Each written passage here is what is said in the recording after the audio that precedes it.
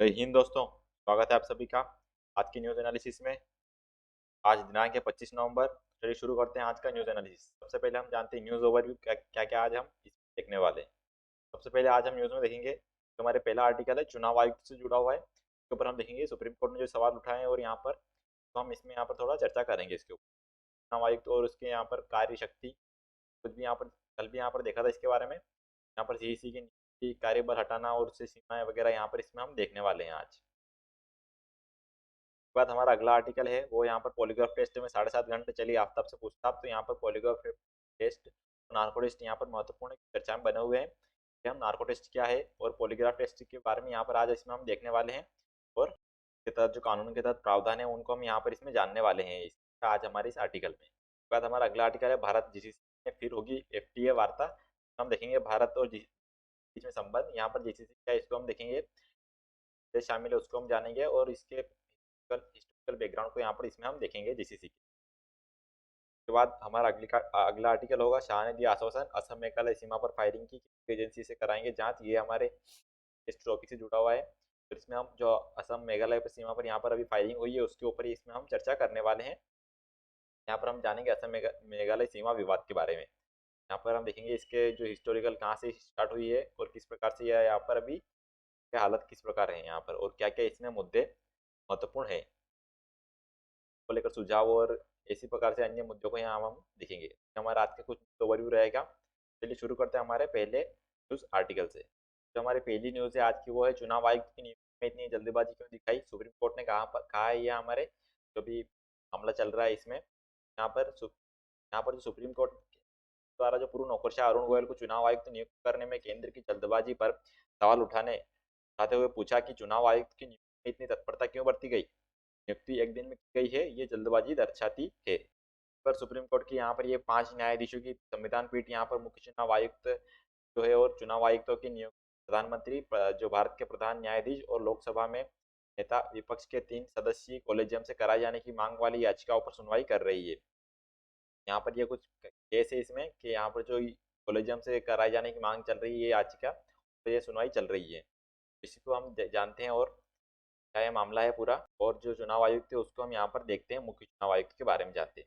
ये हमारे GS paper 2 से जुड़ा हुआ है, संवैधानिक निकाय शक्ति का पृथक्करण पारदर्शिता और जवाबदेही से। यहाँ पर देखते हैं तो संदर्भ है हमारा सुप्रीम कोर्ट की 5 न्यायाधीशों की संविधान पीठ ने मुख्य चुनाव आयुक्तों छोटे कार्यकाल पर सरकार की आलोचना की और भारत के चुनाव आयोग के सदस्यों की प्रक्रिया पर सवाल उठाया। यहाँ पर आप देख सकते हैं कोर्ट ने कहा कि कानून कहता है कि सीईसी व ईसी दोनों का कार्यकाल 6 वर्ष का होगा, यह नियम है और इसका पालन होना चाहिए, जबकि का चयन और नियुक्ति होती है उनका 6 वर्ष का कार्यकाल नहीं होता, यह कानून का उल्लंघन है। इस प्रकार से यह मामला यहाँ पर आ रहा है सामने, तो हम यहाँ पर चर्चा कर रहे हैं। इस प्रकार यहाँ पर कोर्ट ने इस पर सवाल उठाया है और सर्वोच्च न्यायालय द्वारा की गई टिप्पणी और तर्क क्या थे इसको देखें। चुनाव आयुक्तों के कार्यकाल में गिरावट, अदालत ने पाया कि मुख्य चुनाव आयुक्तों का कार्यकाल यहाँ पर 1950 के 8 वर्षों से घटकर 2004 के बाद केवल कुछ 100 दिनों तक रह गया है। यहाँ पर अदालत ने बताया कि 2004 के बाद से किसी भी मुख्य चुनाव आयुक्त ने 6 साल का कार्यकाल पूरा नहीं किया है। पिछली यूपीए सरकार में केवल 8 वर्षों में 6 मुख्य चुनाव आयुक्त थे और वर्तमान सरकार के पास 2015 से 2022 तक 7 वर्षों में 8 चुनाव आयुक्त थे। यानी कि आप देख सकते हैं यहाँ पर हर साल एक तरीके से यहाँ पर मुख्य चुनाव आयुक्त यहाँ पर बदल रहे हैं। इसी पर संविधान की चुप्पी का शोषण, यहाँ पर अदालत ने संविधान के अनुच्छेद 324 का संदर्भ दिया जो चुनाव आयुक्तों की नियुक्ति की बात करता है लेकिन ऐसी नियुक्तियों की प्रक्रिया प्रदान नहीं करता है। इसके अलावा इसने इस संबंध में संसद द्वारा एक कानून के अधिनियम की परिकल्पना की थी जो कि पिछले 72 वर्षों में नहीं किया गया है। संस्था की क्षमता प्रभावित होना इसमें पता चलता है। कम कार्यकाल के कारण यहाँ पर चुनाव आयोग की जो स्वतंत्रता खतरे में पड़ रही है और जो मुख्य चुनाव आयुक्त है अपनी दृष्टि को लागू करने और चुनाव सुधार लाने में असमर्थ, क्योंकि छोटे कार्यकाल में वो ज़्यादा अच्छे फैसले और ज़्यादा प्रभावी रूप से उनको नहीं लागू कर पाते हैं उनकी जो दृष्टि के हिसाब से। हमारे पड़ोसियों के पीछे शीर्ष अदालत ने यह बताया कि पाकिस्तान, बांग्लादेश और नेपाल जैसे देशों में चुनाव पैनल के चयन और नियुक्ति की प्रक्रिया मजबूत कानूनों की मौजूदगी के कारण पारदर्शी है।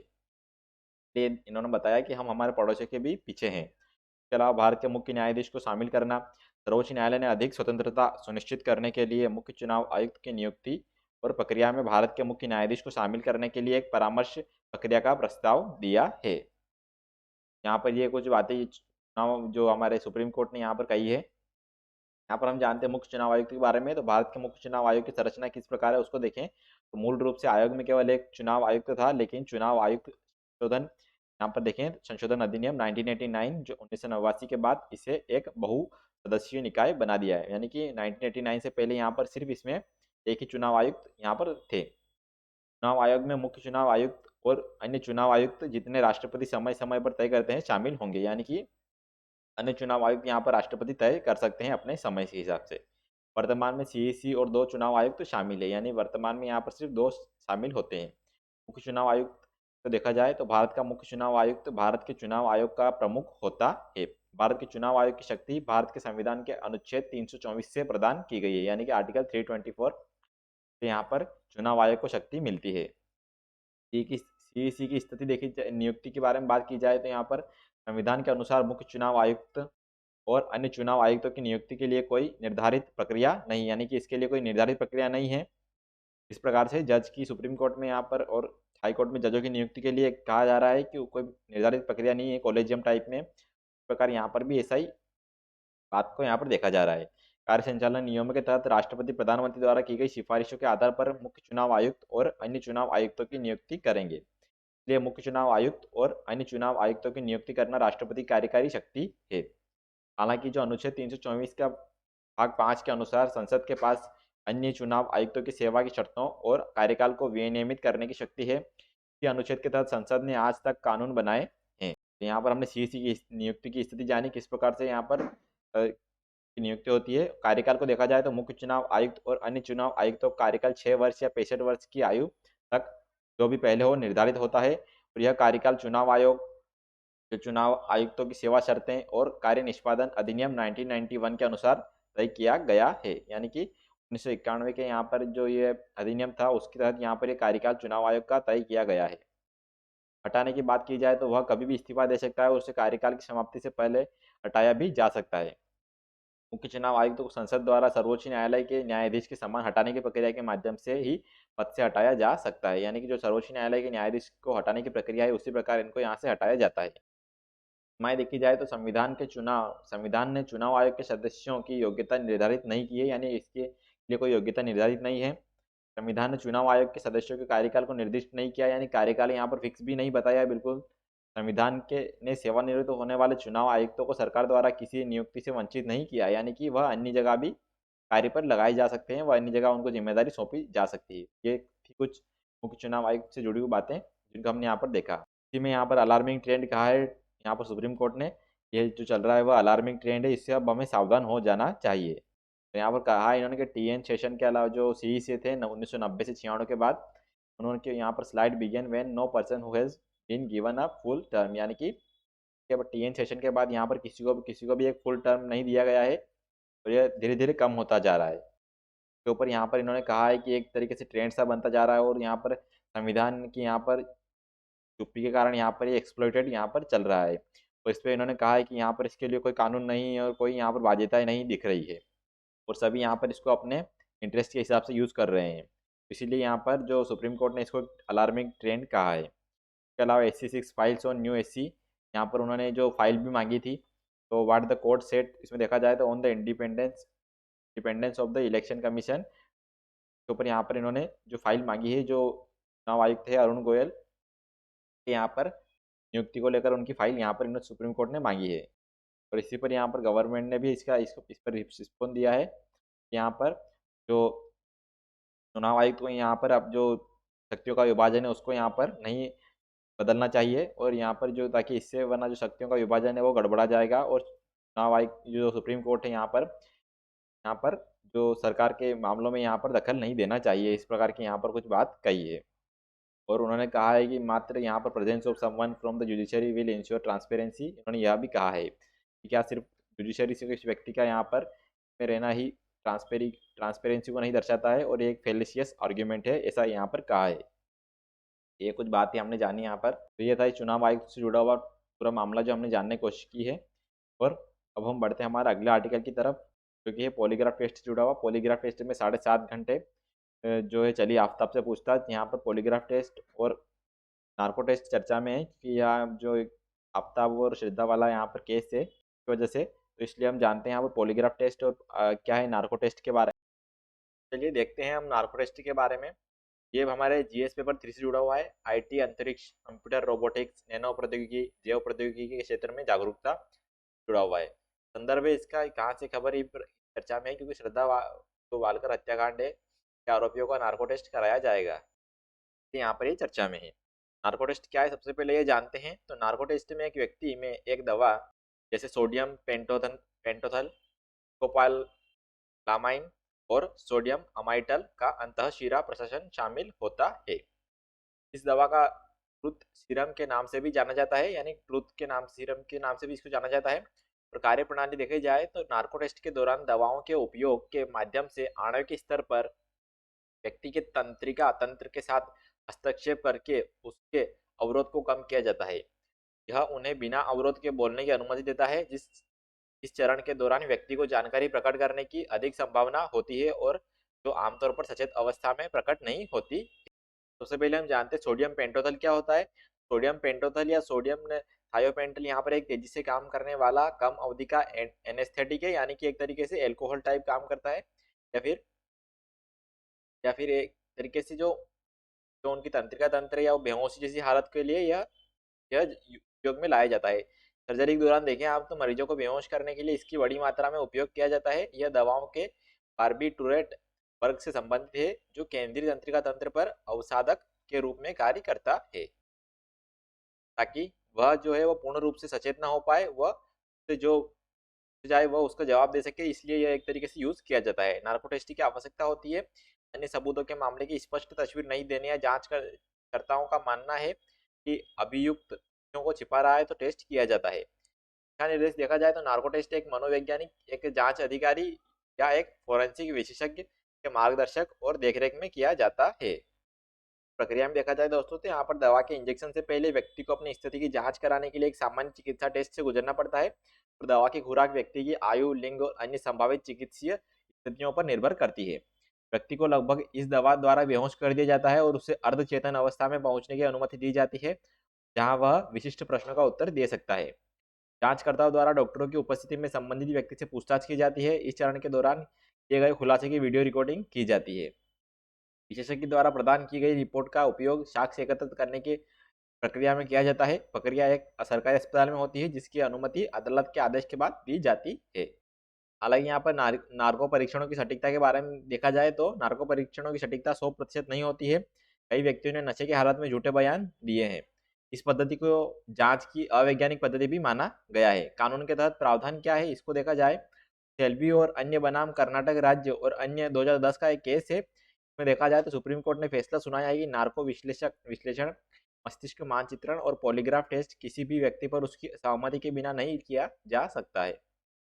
जो लोग प्रक्रिया के लिए स्वेच्छा से एक वकील तक पहुंच सकते हैं और उन्हें पुलिस और वकील द्वारा टेस्ट के शारीरिक, भावनात्मक और कानूनी निहितार्थों के बारे में समझाया जाना चाहिए। नार्को विश्लेषण टेस्ट के दौरान व्यक्ति द्वारा दिए गए बयान कुछ विशेष परिस्थितियों को छोड़कर अदालत में स्वीकार्य नहीं है। हालांकि इस तरह के टेस्ट के दौरान दिए गए बयान की मदद से बाद में खोजी गई किसी भी जानकारी या सामग्री को साक्ष्य के रूप में स्वीकार किया जा सकता है। नार्को टेस्ट का महत्व क्यों है यह जानते हैं तो नार्को टेस्ट जैसी वैज्ञानिक तकनीकों से अभियुक्तों से जानकारी प्राप्त करने के लिए वर्तमान में जांचकर्ताओं द्वारा उपयोग की जाने वाली 3rd डिग्री विधियों में कमी आएगी, इसलिए यहाँ पर यह महत्वपूर्ण हो जाता है। नार्को टेस्ट के पिछले उदाहरण देखे जाए यहाँ पर तो सुप्रीम कोर्ट ने 2002 में के गोधरा दंगों के मामलों में नार्को टेस्ट की अनुमति दी थी। तेलगी स्टाम्प पेपर घोटाले में अब्दुल करीम तेलगी पर भी इसका इस्तेमाल किया गया था। 2007 के हैदराबाद दोहरे विस्फोट मामले के आरोपियों का भी नार्को टेस्ट किया गया था। जांच में उपयोग किए जाने वाले अन्य जो समान टेस्ट है नार्को टेस्ट के जैसे उनको देखा जाए तो यहाँ पर पॉलीग्राफ टेस्ट है, यह भी इसका हुआ था। तो पॉलीग्राफ टेस्ट इस विश्वास पर आधारित है कि किसी व्यक्ति के झूठ बोलने पर होने वाली शारीरिक प्रतिक्रियाएं उससे भिन्न होती हैं जो अन्यथा होती, परंतु इस प्रक्रिया में शरीर में दवाओं का इंजेक्शन लगाना शामिल नहीं है। इसके बजाय यहाँ पर जो कार्डियोकफ या संवेदनशील इलेक्ट्रोड जैसे उपकरण व्यक्ति से जुड़े होते हैं।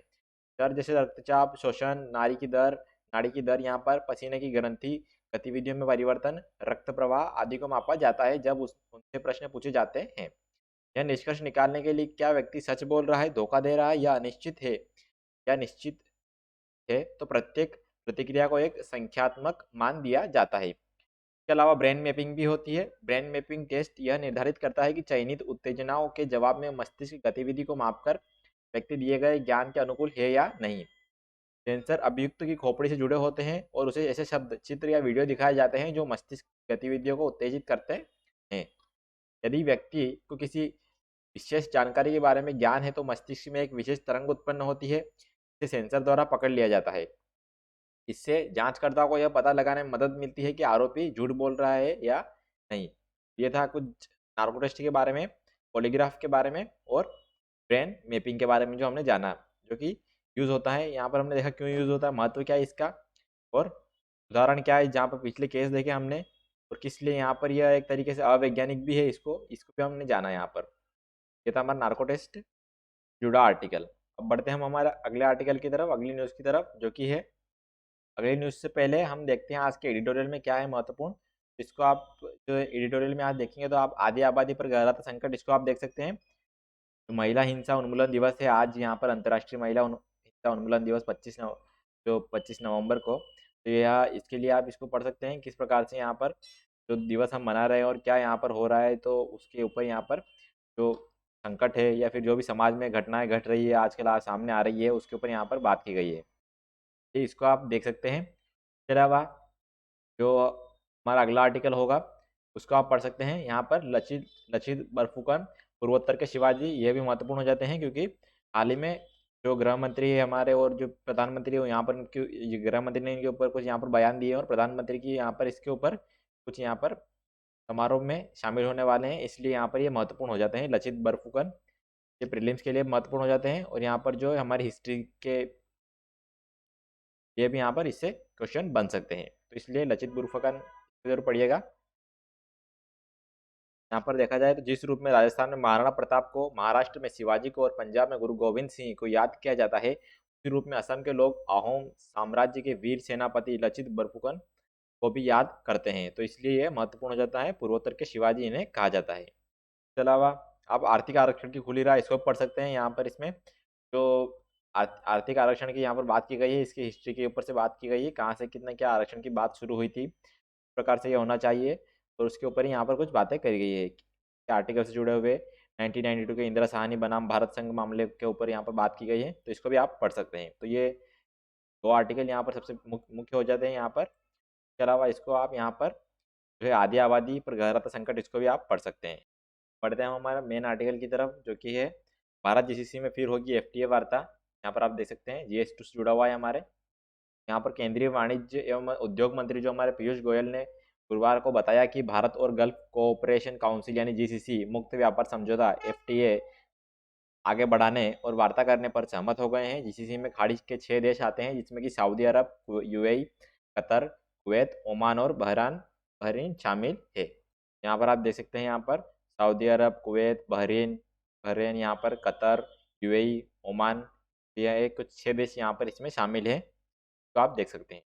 भारत और GCC के बीच यहाँ पर देखा जाए तो 2006 और 2008 में भी FTA को लेकर वार्ता शुरू हुई थी, लेकिन कुछ कारणों से यह वार्ता पूरी नहीं हो पाई थी।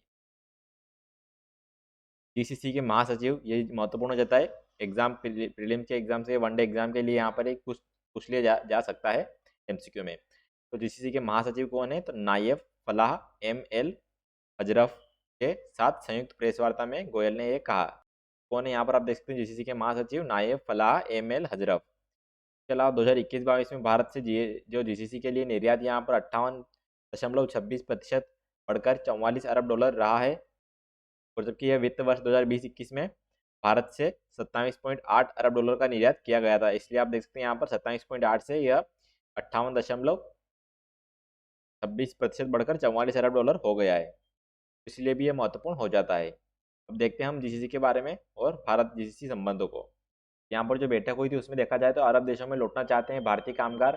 भारत ने GCC के सदस्यों से उन भारतीयों की वापसी की सुविधा प्रदान करने के लिए कहा है जो कोविड-19 से संबंधित प्रतिबंधों में ढील के साथ काम फिर से शुरू करना चाहते हैं। यह टिकाऊ यात्रा बुलबुला व्यवस्था के माध्यम से हो सकता है। हालांकि ये बुलबुला हमारे लिए सबसे महत्वपूर्ण यहाँ पर खाड़ी सहयोग परिषद है, इसको हम देखेंगे क्या यहाँ पर है। खाड़ी सहयोग परिषद यहाँ पर GCC की स्थापना जो है Bahrain, Kuwait, Oman, Qatar, Saudi Arab और UAE के बीच उनके विशेष संबंधों, भौगोलिक निकटता, इस्लामी मान्यताओं के आधार पर समाज समान राजनीतिक प्रणाली और संयुक्त अपर और सामान्य उद्देश्यों के मद्देनजर 1981 में संपन्न एक समझौते द्वारा की गई थी, यानी कि 1981 से इसका अस्तित्व यहाँ पर दिखाई पड़ता है।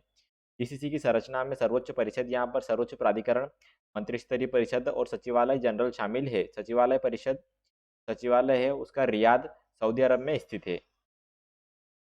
यह अपने चार्टर के अनुसार एक राजनीतिक, आर्थिक, सामाजिक और क्षेत्रीय संगठन है। ये देख सकते हैं आप गल्फ कोऑपरेशन काउंसिल जीसीसी की यहाँ पर 6 देश इसमें जो शामिल है, पहाड़ी देश। साथ भारत के संबंध देखे जाए यहाँ पर दोस्तों, तो भारतीय जीसीसी सदस्यों की सरकार है भारत के अनुकूल और भारत के अनुकूल है। यहाँ पर भारत के प्रधानमंत्री ने को संयुक्त अरब अमीरात के सर्वोच्च नागरिक जो यहाँ पर ऑर्डर है उसका ऑर्डर ऑफ जायद, और बहरीन के तीसरे सर्वोच्च नागरिक यहाँ पर अवार्ड जो है king Hamad order of the Renaissance से सम्मानित किया गया है। हाल के दिनों में सऊदी अरब और यूएई ने अनुच्छेद 370 के तहत जम्मू कश्मीर के लिए विशेष दर्जे को हटाने जैसे भारत के घरेलू घटनाक्रमों के लिए शत्रुतापूर्ण रुख नहीं अपनाया है। आर्थिक यहाँ पर देखा जाए तो जीसीसी राज्य ऊर्जा के भारत के प्रमुख आपूर्तिकर्ताओं में से एक है। इन देशों में से भारतीयों से वार्षिक प्रेशर जो अनुमानित है वो 4.8 बिलियन अमेरिकी डॉलर है। और संयुक्त अरब अमीरात देखा जाए तो यूएई और सऊदी अरब यहाँ पर क्रमशः भारत के तीसरे और चौथे सबसे बड़े व्यापारिक साझेदार भी हैं। वर्ष 2018-19 के लिए भारत के साथ जीसीसी देशों का कुल द्विपक्षीय व्यापार 121.34 बिलियन अमेरिकी डॉलर था। यूएई भारत में एफडीआई प्रवाह के शीर्ष 10 स्रोतों में भी शामिल है। सुरक्षा के क्षेत्र में देखा जाए तो भारत और जीसीसी दोनों वित्तीय कार्रवाई कार्य बल एटीएफ के सदस्य भी है। भारत के मेगा बहुपक्षीय मिलन अभ्यास में सऊदी अरब, ओमान, कुवैत और अन्य भागीदारी के अलावा भारत उनमें से अधिकांश के साथ द्विपक्षीय अभ्यास भी करता है। भारत और ओमान सशस्त्र बलों के सभी 3 विंगों में वार्षिक द्विपक्षीय अभ्यास जो आयोजित करते हैं। सेना अभ्यास यहाँ पर अल नज़ा, वायुसेना अभ्यास पूर्वी बल, नौसेना अभ्यास में नसीम अल बहर यहाँ पर शामिल होता है। ये भी यहाँ पर महत्वपूर्ण हो जाता है, अल नज़ा वगैरह और पूर्वी बल, नसीम अल बहर कि किसके साथ यहाँ पर कौन सा युद्ध अभ्यास होता है, तो ये आपको याद होना चाहिए। तो वनडे एग्जाम में क्वेश्चन आ जाता है। इसके अलावा ओमान ने भारतीय नौसेना को कम एसीजेड के बंदरगाह तक पहुंच प्रदान की है, जो हिंद महासागर के सबसे बड़े गहरे समुद्र के बंदरगाहों में से एक है। भारत की यूएई के साथ द्विपक्षीय नौसेना यहाँ पर इन यूएई बिलाट के साथ साथ एक वायुसेना अभ्यास डेजर्ट ईगल 2 भी होता है। यहाँ पर देख सकते हैं यूएई के साथ डेजर्ट ईगल 2 किसके साथ होता है, तो यूएई के साथ होता है। आगे का रास्ता देखें क्या कर सकते हैं क्या, तो खाड़ी क्षेत्र का भारत के लिए ऐतिहासिक, राजनीतिक, आर्थिक, सामरिक और सांस्कृतिक महत्व है। भारत जीसीसी मुक्त व्यापार समझौता एफटीए संबंधों को बढ़ावा दे सकता है। वर्तमान में जीसीसी क्षेत्र अस्थिर है, इसलिए भारत को इस क्षेत्र में अपने बड़े आर्थिक, राजनीतिक और जनसांख्यिकी दाव की रक्षा करने की आवश्यकता है। यहाँ पर हमने देखा जीसीसी के बारे में क्या है। यहाँ पर ये देख सकते हैं जीसीसी यहाँ पर रेड सी, इसके यहाँ पर पर्शियन गल्फ और इंडियन ओशन या फिर अरेबियन सी भी यहाँ पर इसको आप देख सकते हैं, इससे घिरा हुआ है। तो ये है जीसीसी, और ये थे हमने भारत और जीसीसी के संबंध और उसके अलग पहलू को जाना यहाँ पर इसके द्वारा। तो हम बढ़ते हैं हमारे अगले आर्टिकल की तरफ। अगली न्यूज़ है जो हमारी वह है यहाँ पर, शाह ने दिया आश्वासन, असम मेघालय सीमा पर फायरिंग की केंद्रीय एजेंसी से कराएंगे जांच, जीएस2 से जुड़ा हुआ है। यहाँ पर जो है वो हमारा असम मेघालय फायरिंग जो हुई थी यहाँ पर सीमा पर, वो उससे एक मामला जुड़ा हुआ है। तो हम देखते हैं इसमें, तो अमित शाह ने यहाँ पर आश्वासन दिया है कि वो असम मेघालय सीमा पर असम पुलिस द्वारा की गई फायरिंग की केंद्रीय एजेंसी से जांच कराने के अनुरोध पर आवश्यक कार्रवाई करेंगे। उन्होंने जोर देकर कहा कि असम पुलिस कर्मियों ने मेघालय में पश्चिम जयंतिया हिल्स के कुरो गांव में निर्दोष लोगों पर गोली चलाई है, और इसीलिए यहाँ पर यह बात सामने आई है। यहाँ पर केंद्र से असम के साथ सीमा विवाद में हस्तक्षेप करने का भी अनुरोध किया, ताकि दोनों राज्यों के बीच संवाद और विश्वास में सुधार हो सके। यहाँ पर मेघालय में हिंसा हुई थी, 2 वाहन, और इसके ऊपर यहाँ पर आप देख सकते हैं तो मेघालय में भी हिंसा हुई है, 2 वाहन आग के हवाले किए गए, पेट्रोल बम भी फेंके थे। यहाँ पर ये कुछ घटनाएं हो रही है, ये हमारे लिए महत्वपूर्ण हो जाते हैं, क्योंकि यह पहले भी घटनाएं जो असम मेघालय सीमा विवाद है पहले भी होता आया है, तो यहाँ पर यह महत्वपूर्ण हो जाता है। यहाँ पर आप देखेंगे तो असम मेघालय सीमा विवाद यहाँ पर प्रीलिम्स के लिए हमारे लिए असम मेघालय सीमा विवाद महत्वपूर्ण हो जाता है। संविधान का अनुच्छेद 263 263 यहाँ पर ये महत्वपूर्ण हो जाते हैं। मेंस के लिए अंतर राज्य सीमा विवाद और संबंधित मुद्दे। सबसे पहले जानते हैं चर्चा में क्यों, जो हमने अभी देखा हाल ही में असम के पश्चिम कार्बी आंगलोंग जिले और मेघालय के पश्चिम जयंतिया हिल्स के मुकरो गांव की सीमा से लगे इलाकों में असम पुलिस एवं भीड़ के बीच कथित झड़प के दौरान 6 लोगों की मौत हो गई और कई अन्य घायल हो गए। यहाँ पर आप देख सकते हैं मैप पर, यहाँ पर कार्बी आंगलोंग और रायभोई, यहाँ पर झड़प के स्थान यहाँ पर इन जिलों में आप देख सकते हैं। यहाँ पर सीमावर्ती इलाकों में यहाँ पर ये झड़पें हुई है। ये मौतें दोनों राज्यों के बीच सीमा विवाद जाने के लिए दूसरे चरण की बातचीत से पहले हुई है। असम मेघालय सीमा विवाद सबसे पहले जानते हैं दोस्तों, तो यह एक ऐतिहासिक विवाद है, क्योंकि ये अभी से नहीं हो रहा है, पहले से हो रहा है। जब से यहाँ पर ये बाउंड्री यहाँ पर बनी है, जब से यहाँ पर असम का एक तरीके से यहाँ पर अब इसका जो 4 राज्यों में फिर अलग से विभाजन हुआ था, तब से यहाँ पर हुआ हो रहा है। और यहाँ पर जो बहुत सारी ट्राइब्स है वह यहाँ पर अपने क्षेत्रों की मान्यता, यानी कि अपने क्षेत्र पर यहाँ अधिकार दिखाने के लिए यहाँ पर ये झड़पें होती रहती है। जो मेघालय है और असम, यहाँ पर जो ट्राइब्स है वो यहाँ पर झड़पें इनके बीच में इसी कारण होती है, ताकि ये इनका अधिकार क्षेत्र अधिकार और इस पर स्थापित कर सके।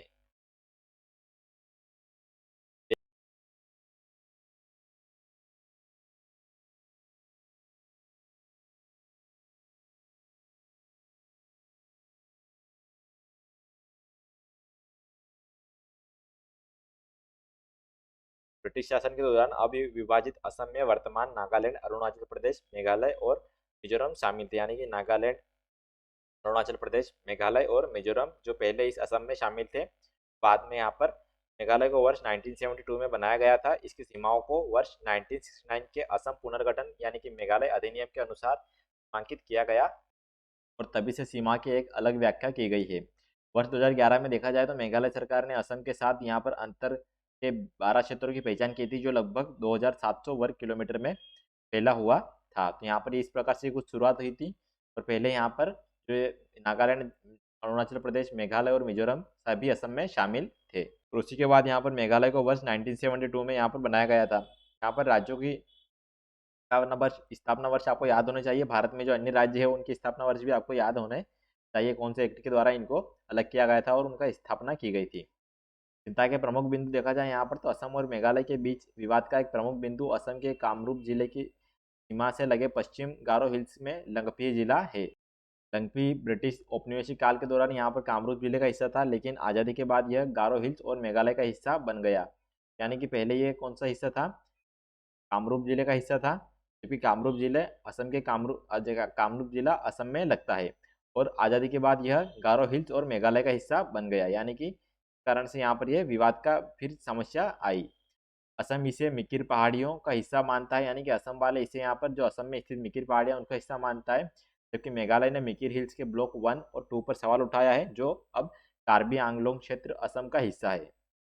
मेघालय का कहना है कि ये तत्कालीन यूनाइटेड खासी एवं जयंतिया हिल्स जिलों के हिस्से थे। यहाँ पर विवाद को हल करने का प्रयास किया जा रहा है। उसमें यहाँ पर वर्ष 1985 में असम और मेघालय दोनों के तत्कालीन जो मुख्यमंत्रियों के कार्यकाल में भारत के पूर्व मुख्य न्यायाधीश वाई वी चंद्रचूड़ जो थे, की अध्यक्षता में एक आधिकारिक समिति का गठन किया गया था। यानी कि जो हमारे वर्तमान में जो हमारे चीफ जस्टिस है, उनके यहाँ पर ये के पिताजी थे यहाँ पर वाई वी चंद्रचूड़। 1985 में यहाँ पर देखें तो असम के मुख्यमंत्री और मेघालय के मुख्यमंत्री के तहत भारत के पूर्व न्यायाधीश वाई वी चंद्रचूड़ के तहत एक आधिकारिक समिति गठन किया गया था। हालांकि इससे कोई समाधान नहीं निकला था। दोनों राज्यों ने पहले चरण में समाधान के लिए 12 में से 6 विवादित क्षेत्रों की पहचान की। के अंतर्गत मेघालय में पश्चिम खासी हिल्स जिले और असम में कामरूप के बीच 3 क्षेत्र, मेघालय में रिभोई तथा कामरूप मेट्रो के बीच 2 एवं मेघालय में पूर्वी जयंतिया हिल्स और असम में काछार शामिल थे। इसके बाद यहाँ पर विवादित क्षेत्रों में टीम द्वारा कई बैठकों दौरों के बाद दोनों पक्षों ने 5 पारस्परिक रूप से सहमत सिद्धांतों के आधार पर रिपोर्ट प्रस्तुत की थी, और ऐतिहासिक परिप्रेक्ष्य, स्थानीय आबादी की जातीयता, सीमा से निकटता, लोगों की इच्छा और प्रशासनिक सुविधा के आधार पर यह इसमें रिपोर्ट में शामिल हुए थे। सिफारिशों का अंतिम प्रारूप जो है संयुक्त रूप से बनाया गया था। पहले चरण में निपटारे के लिए यहाँ पर 79 वर्ग किलोमीटर विवादित क्षेत्र में से असम को 18.46 वर्ग किलोमीटर तथा मेघालय को 18.33 वर्ग किलोमीटर का पूर्ण नियंत्रण प्राप्त होगा, ऐसा इसमें कहा गया था। शेष 6 चरणों के लिए चर्चा का दूसरा दौर नवंबर 2022 के अंत तक शुरू होना है। मार्च 2022 में इन सिफारिशों के आधार पर एक समझौता ज्ञापन पर हस्ताक्षर किए गए थे, और शेष 6 चरणों के लिए चर्चा का दूसरा दौर नवंबर 2022 के अंत तक शुरू होगा। यहाँ पर इतना डिटेल में आपको यहाँ पर जो आंकड़े याद करने की जरूरत नहीं है। तो इसके मेन प्रॉब्लम्स क्या है, जो क्या क्या अभी तक कार्य हुआ इसमें, वो यहाँ पर आपको याद होना चाहिए बस। विवाद को हल करने के लिए हाल सुझाव जो दिए गए हैं वहाँ पर वो भी ये महत्वपूर्ण हो जाते हैं, और जो एग्रीमेंट्स हुए हैं यहाँ पर ये महत्वपूर्ण हो जाते हैं। बोडो एग्रीमेंट वगैरह हुए थे यहाँ पर, तो ये महत्वपूर्ण हो जाते हैं। इसलिए ये सब जो महत्वपूर्ण कार्य है, महत्वपूर्ण जो वहाँ पर एग्रीमेंट है, वही आपको याद रखने की जरूरत है। राज्यों के बीच सीमा विवादों को वास्तविक सीमा स्थानों के उपग्रह मानचित्रण का उपयोग करके सुलझाया जा सकता है। अंतर्राज्यीय परिषद की बात की गई थी, को पुनर्जीवित करना अंतर्राज्यीय विवाद के समाधान के लिए एक विकल्प हो सकता है। संविधान के अनुच्छेद 263 के तहत यहाँ पर अंतर्राज्यीय परिषद से अपेक्षा की जाती है कि वह सामान्य विषयों पर यहाँ पर पूछताछ करने तथा सलाह देने वाले सभी राज्यों के बीच बेहतर नीति समन्वय के लिए सिफारिश करें। इसी तरह क्षेत्रीय परिषदों को भी प्रत्येक क्षेत्र के राज्यों के लिए सामान्य चिंता के सामाजिक और आर्थिक योजनाओं, सीमा विवाद, अंतर राज्य परिवहन आदि से संबंधित पर मामलों पर चर्चा करने की आवश्यकता है। भारत अनेकता में एकता वाला देश है। हालांकि इस एकता को और मजबूत करने के लिए केंद्र एवं राज्य दोनों को सरकारों को सहकारी संघवाद के लोकाचार को आत्मसात करने की आवश्यकता है। इसके अलावा हम देखें सीमा विवादों में शामिल भारत के अन्य राज्य, तो यहाँ पर देखें तो बोलागवी सीमा विवाद, यहाँ पर बेलागवी सीमा विवाद महाराष्ट्र और कर्नाटक राज्यों के बीच है। बेलगाम या यहाँ पर देख सकते हैं आप बेलगाम या बेलागवी वर्तमान में कर्नाटक राज्य का हिस्सा है, लेकिन महाराष्ट्र द्वारा इस पर अपना दावा किया जाता है। वर्ष 1957 में राज्य पुनर्गठन अधिनियम 1956 के कार्यान्वयन से आहत महाराष्ट्र ने कर्नाटक के साथ अपनी सीमा के पुनः समायोजन की मांग की है। ओडिशा का सीमा विवाद देखा जाए तो ओडिशा सीमा विवाद भी यहाँ पर ओडिशा और आंध्र प्रदेश राज्यों के बीच है। ओडिशा व आंध्र प्रदेश के बीच यहाँ पर कोटिया ग्राम पंचायत को लेकर वर्ष 1960 से विवाद बना हुआ है। में कोटिया ग्राम पंचायत के 21 गांवों को लेकर विवाद चल रहा है। वर्ष 2006 में ओडिशा ने अंतर्राज्यीय नदी जल विवाद जो है उनका ISRWD अधिनियम 1956 की धारा 3 के तहत केंद्र सरकार को अंतर्राज्यीय नदी वंशधारा जो इंटर स्टेट रिवर वंशधारा है यहाँ पर संबंधित आंध्र प्रदेश के साथ चल रहे अपने जल विवादों के बारे में एक शिकायत दर्ज कराई थी। इसी से जुड़े हुए दोस्तों टॉपिक पर यहाँ पर क्वेश्चन भी पूछा गया था विगत वर्षों में। तो यहाँ पर देखिए प्रश्न है कि अंतर्राज्य जल विवादों का समाधान करने में संवैधानिक प्रक्रियाएं समस्याओं को संबोधित करने व हल करने में असफल रही है। क्या यह असफलता संरचनात्मक अथवा प्रक्रियात्मक अपर्याप्तता अथवा दोनों कारण हुई है, इसकी विवेचना कीजिए। मेंस 2013 का क्वेश्चन है। ये था हमारा तो इससे जुड़ा हुआ क्वेश्चन, और जो हमारा इससे जुड़ा हुआ बैकग्राउंड वगैरह हमने यहाँ पर जानने की पूरी कोशिश की है। ये थी हमारी आज की कुछ मुख्य न्यूज़ एनालिसिस और हमारी न्यूज़ जिनको हमने देखा। अब मिलते हैं हम अगले वीडियो में अगले न्यूज़ एनालिसिस के साथ। तब तक के लिए धन्यवाद।